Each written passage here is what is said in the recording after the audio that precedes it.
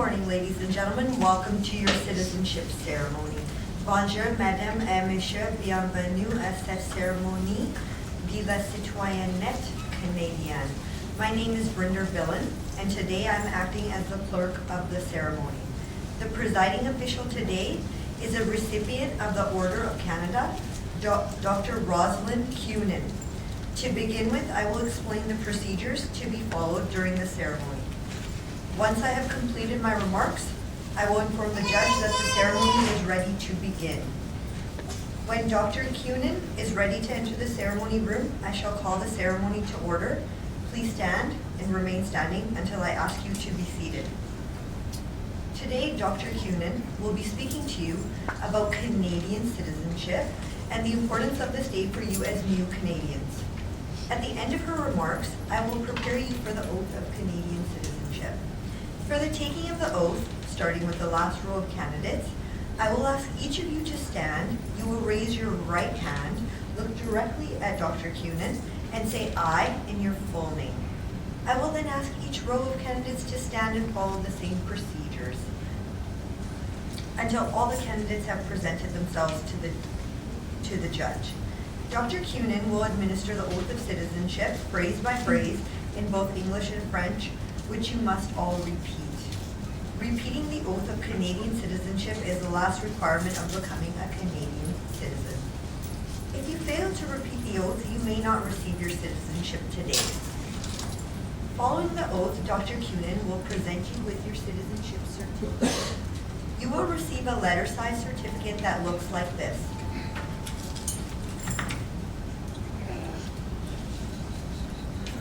It is a legal status document, not an identity document or a travel document. The sole purpose of your certificate is to prove Canadian citizenship. Once you receive your citizenship certificate, please check the back to make sure it's correct. If you find any errors, please see one of our staff members after the ceremony. Your citizenship certificate is not a travel document and cannot be used to travel outside of the country. Canadian citizens traveling outside of the country should be in possession of a Canadian passport. If you plan to apply for a Canadian passport, you will need to wait 3 business days after your ceremony before you apply. After the presentation of certificates, Dr. Cunin will return to the bench to make her closing remarks. Guests are welcome to take photos during the ceremony. However, out of respect for others and so that the ceremony is not interrupted, we ask that you remain at your seat when you are taking the photographs. Dr. Cunin will be available for photographs at the end of the ceremony. Out of courtesy for others, if small children become restless, we ask that you please take them out of the ceremony room so that the ceremony is not interrupted. Ladies and gentlemen, before the ceremony begins, I would like to remind everyone that all cell phones should be turned off now.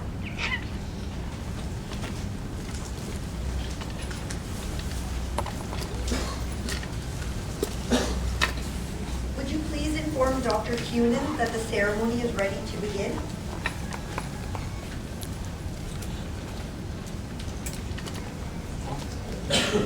Order, please. All rise.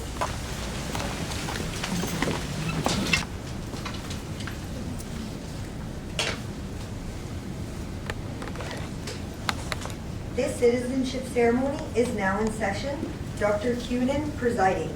Please be seated.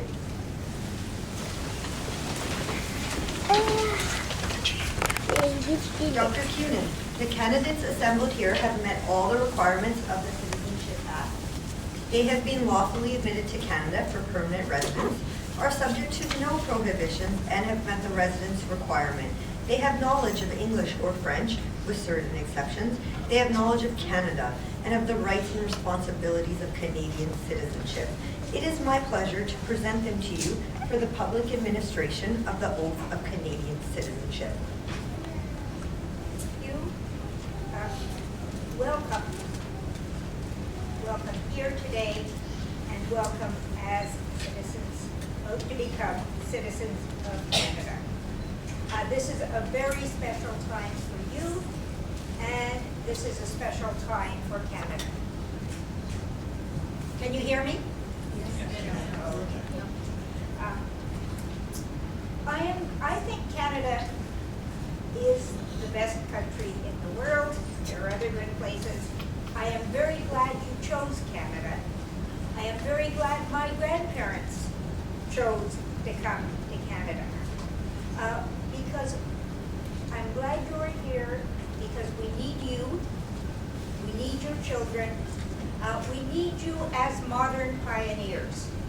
Canada in the world is a young country. And just in the past 150 years or so, people have come to Canada to be pioneers, to come to a country that was largely empty except for the First Nations, and to build the country. You are the modern pioneers that are going to help us continue to build our country in the 21st century. Now, as Canadians, you have rights. And I assume those rights are one of the reasons you chose to come here. Canada is a democracy, so you have the right to choose your government. And I hope you will exercise that right. The part that is given to you specifically is the right to vote. So I hope you will choose that right. You will vote in all the elections to which you are eligible. You will inform yourself about who is running in the elections and decide which to vote for. I hope you will do more than that. You will find out about the political parties and about the decisions in your community and take an active role in the government. And once you are a citizen, you can even run in an election and become part of the government. Canada is not like the United States. And to be president of the United States, you have to be born in the United States. It doesn't matter if you're a citizen or not. In Canada, any citizen can become prime minister. So maybe now, as I look around the room and maybe looking at some of the younger people, maybe I am looking at a future prime minister of Canada, even now. So you have the democracy, exercise it, inform yourself, get involved, play a role from voting to becoming prime minister, and enjoy the freedom, the democracy that we enjoy. And I have to tell you some bad news. If you don't vote, if you don't participate, you have no right to complain about the government or anything it does. So don't give up your freedom in a free country to complain about the government by not getting involved in the government. You have freedom of religion in Canada. You can practice whatever religion you want, so long as you don't get in the way of anybody else practicing whatever religion they want or whatever they believe in. So enjoy the freedom of religion. Enjoy the freedom of speech. I'm going to tell you something I have never said before at this ceremony. Canada is a free country, and we can say what we like. At the end of the ceremony, we are going to sing O Canada. There is a line in O Canada that says, "In all thy sons command." It was written a long time ago when the population was defined as primarily male, and women didn't count for very much. That was a long time ago. A lot of people are saying, hey, it isn't just the men, it's the women too. And so they have said, why can't we change O Canada to say, in all of us command? And that includes everybody. And they tried to change it by putting an act through Parliament. It didn't go through, but we're going to try again. And that's going to be changed. And in the meantime, Canada is a free country. I am going to sing in all of us command instead of all my sons command. And you are free to choose which words you will be singing there. Canada is also a bilingual country. I know that just about all of you have learned at least some English, and some of you are very fluent. Maybe some French, which is our other official language. So you could sing O Canada in English or French, or as I do, some of each. So you have your freedom of speech. You have freedom of mobility. You can go to any part of Canada anytime you want. So you can stay here in Vancouver, which I think is an extremely good choice, because they are still getting snow in Toronto and Calgary. Or if work or family or interest or anything else that you want to go somewhere else in Canada to live, to visit, or for any other reason, you are free to do so. We have in Canada the rule of law. Our democratically elected governments prepare and enact laws and regulations. As a citizen in Canada, it is your obligation to obey the laws. If you don't like the laws, use your freedom, use your democracy to elect or to help other people get the laws changed. But the laws are there and they help us maintain a free society in which we can operate better than in some other countries in the world. And so obey the laws or obey the laws, and if you need to, work to change them. Okay, I am going to have now, so that is one of your first responsibilities. And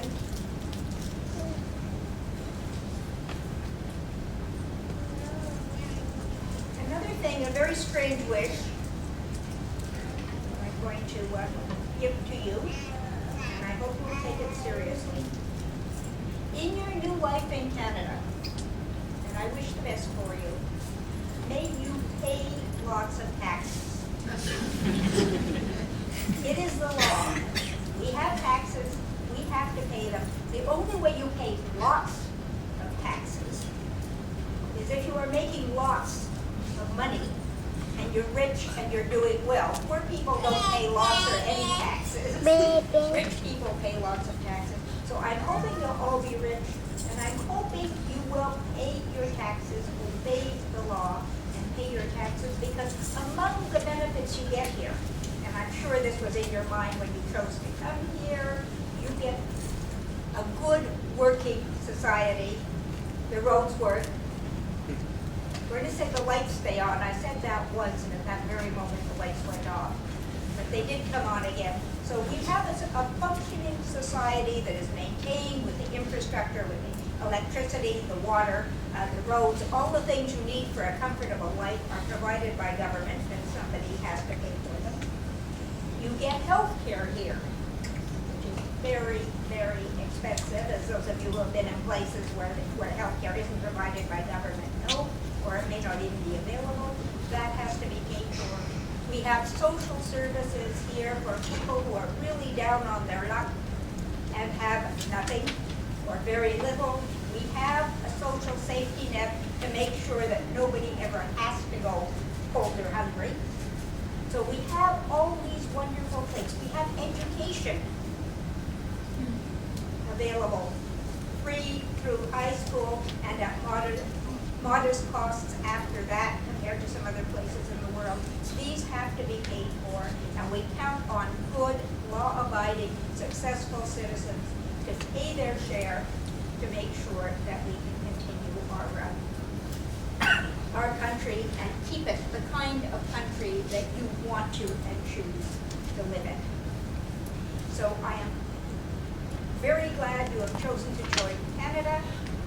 I am sure you are aware of and will appreciate all that Canada has to offer to you as citizens, and I am sure you will contribute to help making Canada a better country and continue to grow and provide all the good things that brought you. We will now proceed with the oath of Canadian citizenship. Will the last row of candidates please stand? So the entire last row, please stand. I, Shakil Hong, I, Liang. I, Liang Weibo. I, Carl Baton. I, Yang Liang. I, James Rice. I, Jiju Philip Thomas. I, Shafiq Imani. I, Jinan Agarwal. I, Kornarni Kupopa. I, Maria Popa. I, Paul Smith. Dr. Hillman? Repeat after me, first in French and then in English. J'affirme. Solennellement. Que je serai fidèle. Et porterai. Sincère allégeance.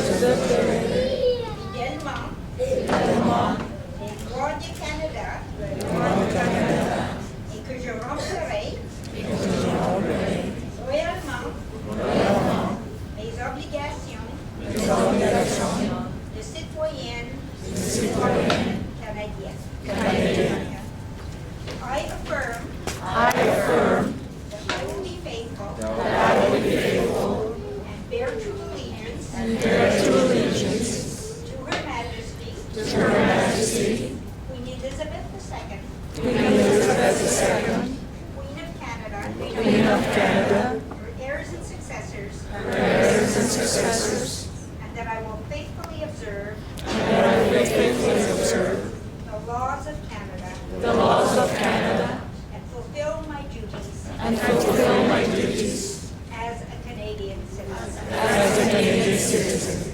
Congratulations, you are all Canadian citizens now.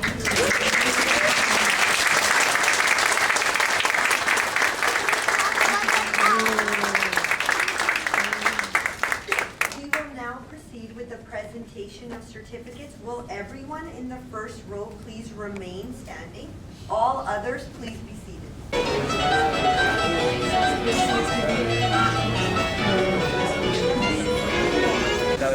Dr. Cunin, that concludes the administration of the oath and the presentation of the certificate.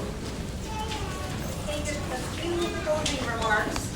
We have now a new room full of Canadians. There are many, you are all very different people.